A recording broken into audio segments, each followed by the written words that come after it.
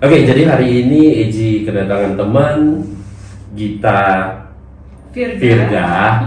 Jadi hari ini kebetulan kita lagi barengan untuk ada program. Jadi ini kebetulan Eji ditawarin untuk ngeliat garis tangan dari teman-teman. Jadi udah siap? Karena garis tangan itu biasanya sering Eji ngomong ke teman-teman itu nggak usah khawatir karena di posisi ini Eji tidak meramal apapun. Jadi kamu nggak usah khawatir. Eji cuma membacakan garis tangan apa yang ada di dalam garis tangan. Jadi kita nggak usah khawatir. Jadi bukan meramal, tapi bukan meramal. garis tangan. Ya, karena meramal itu kita udah pasti melangkahi Tuhan. Itu yang tidak boleh. Oke, siap? Oke. Tangan kanan kalau untuk perempuan. Oh, kalau kiri? Kiri untuk laki-laki. Oke. Nah, ini jadi di garis tangan itu bisa kita baca 4 jenis. Ada garis percintaan, garis karir, dan garis kesehatan. Yang tambahannya adalah secondary personality. Tidak semua orang mempunyai secondary personality, karena secondary personality lebih ke arah yang buruk. Misalkan kepribadian ganda, bipolar, psikopat. Nah, itu kategori secondary personality. Jadi di garis tangan kita, mau dimulai dari mana dulu? Mau dimulai dari percintaan, karir, kesehatan? Kesehatan dulu. Oke, kesehatan dulu. Oke, jadi ini garis kesehatannya Dita dimulai dari sini dan akan diakhiri di bawah. Oke, jadi garis yang bagus adalah garis yang directly lurus tebal menuju ke bawah. Nah, di sini ada gap, di sini ada jarak. Jadi dengan adanya jarak ini tidak terlalu bahaya karena di sini masih ada garis tipis. Itu yang menandakan kita itu akan having satu problem kesehatan, tapi yang lebih arah yang ke sesuatu yang bisa menimbulkan gejala-gejala yang seperti jantung dan sebagainya. Itu belum tentu bisa terjadi karena ini ada time base, ada masanya. Nah, saran Eji, dengan ada gejala yang kemungkinan bisa terjadi seperti ini, kamu harus jaga pola makan. Karena yang berhubungan dengan jantung biasanya lemak dan sebagainya. Itu kamu harus jaga banget. Kalau bisa di saat muda itu sudah mulai dijaga. Nah, ini karena garisnya menuju ke bawah, ini artinya di masa di usia 45 tahun ke atas. Tepatnya tidak bisa dilihat dari garis tepatnya umur berapa, cuman periodenya akan di atas itu. Ya, jadi dijaga dulu untuk masa mudanya. Kalau di awalnya juga garisnya sudah bagus, tidak terlalu banyak cabang, artinya saat ini kondisinya dengan imun yang lumayan bagus, itu yang menjaga kamu sampai detik ini. Kepanjangannya itu yang harus kamu waspadai. Untuk jangka panjangnya, iya, benar. Dipuk dari sekarang. Iya, harus dijaga, dikontrol banget. Karena ini ada tanda-tanda ke arah itu. Jadi garis tangan akan bisa berubah 5 tahun sekali. Ya, sesuai amal ibadahnya kita. Gitu. Jadi untuk posisi ini itu yang selain kita menjaga fisik kesehatan kita, amal dan ibadah jangan ditinggalin karena itu akan bisa mempertebal garis kamu. Gitu. Itu dari garis kesehatan. Selain itu ada yang mau ditanyain yang mana dulu? Karir deh. Karir. Ini garis karir. Nah, garis karir yang ada di tangan kamu adalah, kalau dari persepsi Eji, dari garis karir ada 2 jenis, garis karir investment atau garis karir pekerja. Nah, ini adalah garis karir pekerja. Yang dinamakan dengan garis karir pekerja berarti kamu harus bekerja, baik itu bekerja untuk perusahaan orang atau bekerja untuk kerjaan sendiri, itu dengan long term, dengan masa yang panjang. Jadi, dengan garis karir pekerja lebih efektif atau lebih berguna garis karirnya kalau kamu kerja atau terjun langsung ke lapangan. Nah, jadi kalau langsung.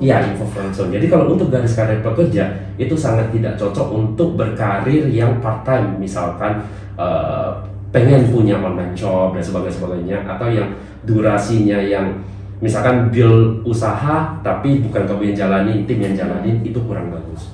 Jadi kalau dari garis ini akan lebih bagus untuk kamu yang terjun langsung.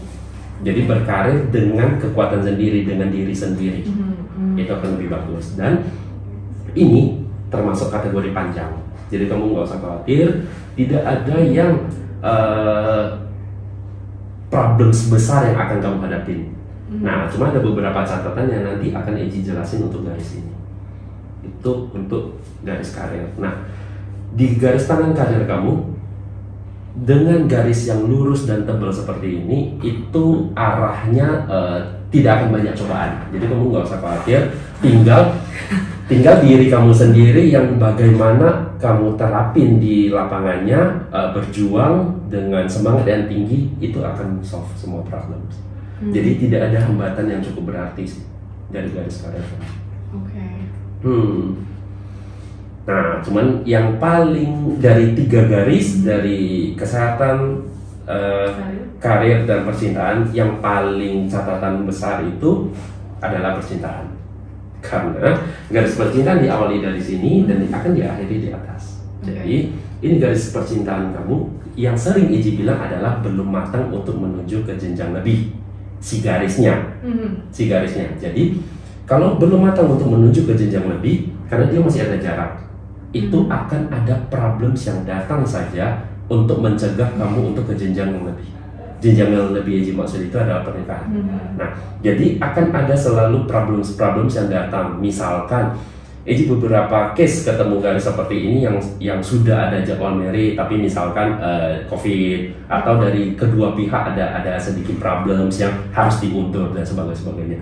Ini menandakan belum matang.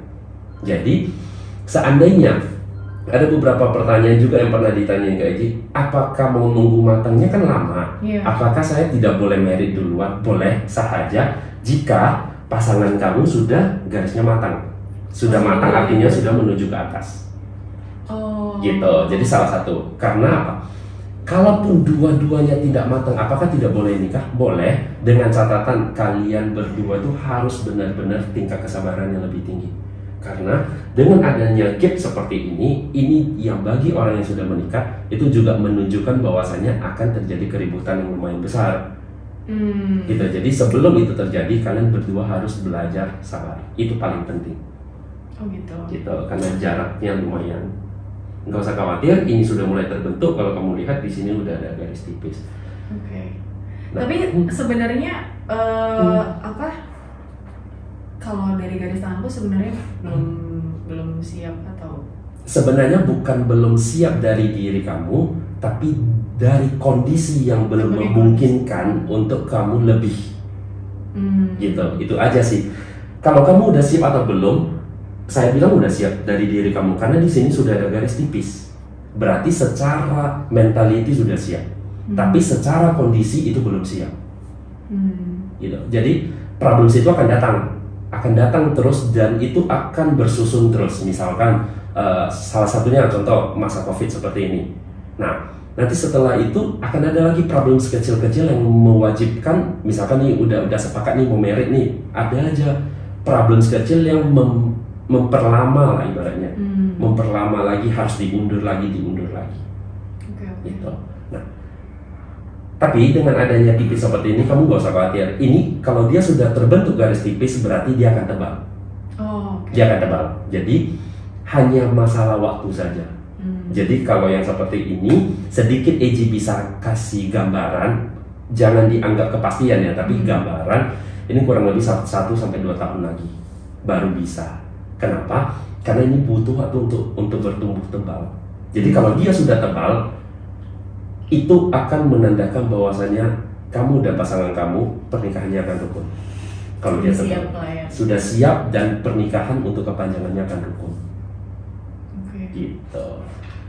Nah, itu untuk garis percintaan, dan tidak ada catatan yang terlalu rumit dari percintaannya, paling cuman butuh waktu untuk pertumbuhan.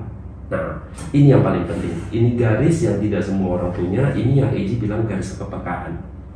Garis kepekaan adalah mentality, satu mentality, kedua adalah garis di mana ini berbeda dengan garis yang secondary personality. Ini garis kepekaan. Garis kepekaan itu adalah garis yang terhubung sama, bisa jadi kepekaan terhadap orang lain atau kepekaan terhadap alam gaib. Nah, jadi yang dimaksud dengan kepekaan alam gaib itu adalah sometimes kalau kamu duduk tiba-tiba kok kayak ada seseorang di belakang ya. Nah, itu bagian dari kepekaan. Dan itu bukan menandakan bahwasanya kamu itu akan diganggu atau sebagainya, hanya peka. Karena kamu punya reaksi dari diri kamu sendiri yang bisa menangkap sinyalnya mereka. Dan itu tidak semua orang punya garis itu. Jadi nggak usah khawatir. Ini garis juga tidak terlalu tebal, ini tipis. Jadi itu yang sometimes sebagian orang akan berpikir itu bagian dari apa saya diganggu sama makhluk astral ya, bukan. Kalau ada garis ini berarti dia peka. Beda dengan dia diganggu ya, dia peka. Kita pekanya itu terhadap yang lain ya. Terhadap yang tapi bisa juga terhadap orang lain. Terhadap orang lain juga bisa. Karena ini garis kepekaan. Kepekaan artinya yang kamu melihat teman kamu itu udah tahu kayaknya dia ada masalah deh. Nah, itu bagian dari interaksi kepekaan kamu, baik secara alam gaib atau secara alam sadar. Secara nyata, kamu udah bisa nerka ini teman kayaknya gini nih. Ini teman kayaknya akan hadapin problems nih gitu. Inilah garis kepekaannya. Dan itu cukup membantu kamu dari menutup dari secondary personality kamu yang tipis. Jadi syukurnya ini tipis, ini tidak tebal. Jadi kalau dia tipis, itu menandakan ada part di diri kamu yang kurang bagus, tapi kamu bisa redam. Nah, salah satunya dari secondary dari kepekaan kamu yang bisa meredam. Contoh, misalkan kamu lagi pengen marah banget, tapi tiba-tiba di depan kamu ada teman kamu. Nah, kalau yang tidak ada kepekaan, teman itu akan dimarahin juga karena emosiin kamu. Nah, kalau ini kamu bisa ngerasa, kayaknya teman aku lagi ada masalah, jangan deh saya marahin. Itu juga meredam secondary personality-nya kamu sendiri. Nah, secondary personality-nya kamu tidak terlalu tebal, ini hanya tipis, jangan dipupuk. Jadi kalau usahakan setiap pengen pengen emosi, pengen meledak-meledak, usahakan tutup mata, tarik nafas saja. Jadi supaya menurunkan dari adrenalin marahnya. Itu yang paling penting sih. Terus kalau misalnya kalau soal karir nih, ada bisa terbaca nggak, bisa sometimes once nanti aku pengen bikin usaha atau bisnis gitu. Emang baiknya tuh ke arah, maksudnya ada yang cocok nggak sih buat aku kalau misalnya dari Nah, kalau untuk dari garis tangan itu tidak terarah. Kalau untuk pembacaan garis tangan itu tidak terarah ke bisnis apa yang cocok. Kalau dari bisnis apa yang cocok itu kita butuh yang namanya pace. Jadi itu berbeda dengan garis tangan. Nah, itu ada ilmu namanya pace. Itu berbeda dengan garis tangan. Tapi dari garis tangan kita bisa melihat peluang segimana besar atau masalah segimana besar yang akan kamu hadapi. Nah, kalau dari usaha itu harus dari unsur. Pace itu unsur. Jadi kamu unsur apa, harus connect-nya dengan apa, yang bagus kamu itu apa, unsur apa gitu. Nah, itu perbedaannya. Makanya sometimes jangan tertipu oleh garis tangan yang bisa diumbar-umbar, oh kamu harus berbisnis ini dan sebagainya. Di garis tangan karena itu berbeda tidak. ya, nggak bisa dilihat. Kecuali diramal. Kalau diramal, apapun yang Iji bilang itu belum tentu kamu lihat secara sadar. Nah, kalau ini kan Iji bacakan satu-satu dan Iji jelaskan garisnya satu persatu. Nah, itu pembacaan, beda dengan peramalan. Kalau peramalan itu, misalkan, oh kamu cocok untuk bisnis ini dengan ini. Tapi kalau garis tengah hanya sedikit. Ada pertanyaan yang mungkin nyangkut, yang mungkin pengen tahu? Udah sih so far. Oke, satu lagi catatan yang harus kamu ubah adalah ini banyak garis samar, garis tipis. Ini menandakan beban pikiran. Beban pikiran yang kamu ciptakan di luar dari sesungguhnya yang harusnya terjadi. Jadi contoh, sesuatu yang kamu akan jalanin, yang harusnya itu gampang tinggal kamu jalan, tapi beban pikiran kamu membuat kamu itu berputar terus. Yang harusnya misalnya dari A ke B itu hanya garis lurus, perjalanan A ke B, kamu jadi mutar ke C dulu, ke D dulu, baru ke B. Itu yang kamu harus jaga, karena ini udah lumayan cukup tebal. Overthinking gitu kan? Ya, overthinking bener. Ya, arahnya ke itu. Ini garis-garisnya udah lumayan cukup tebal. Saat ini masih bisa dikontrol. Tapi once day kita nggak tahu perkembangan garis tangannya, mungkin karena kamu ada traumatisme sendiri yang membuat kamu harus benar-benar teliti dalam berpikir, itu bisa membuat itu menjadi lebih tebal. Dan itu kategorinya baik, itu baik tidak buruk, tapi bisa jadi over thinking, itu boleh, jangan jadi overthinkingnya. Gitu. Oke. Seru ya kalau membaca garis tangan ya. Iya, lumayan ada yang kayak bikin kaget juga, surprise juga, oh gini, dan bisa jadi untuk kayak mungkin ngebantu kita biar lebih kayak, oh ada masukan juga bisa dari Kak Eji misalnya, garis tangan bisa berubah, segala macam, terbantu kita amal ibadah. Terus juga mungkin kita jadi lebih hati-hati juga untuk kayak bisa jaga kesehatan nih Kak, aku nggak tahu nih kan kemungkinannya nanti gimana, tapi mungkin bisa diingetin juga sama Kak Eji untuk kayak kesehatannya. Karena yang terpenting bukan membullying atau mengeluarkan segala problems kamu, tapi mencari solusi yang terbaik. Nah, misalkan garis kesehatan kamu berarti kamu harus benar-benar jaga pola makan. Bukan artinya kamu harus diet ketat, bukan artinya kamu harus makannya terjaga, tidak. Tapi kurangi aja dosisnya. Misalkan untuk makan daging-dagingan yang hampir setiap hari, jadinya mungkin seminggu 2 kali, 3 kali. Karena itu untuk long termnya kamu. Oke. Jadi sudah dibacakan. Kira-kira begitu untuk pembacaan garis tangan. So, tunggu selanjutnya untuk konten AG pembacaan garis tangan. See you. Thank you Kak AG. Sama-sama. Ya.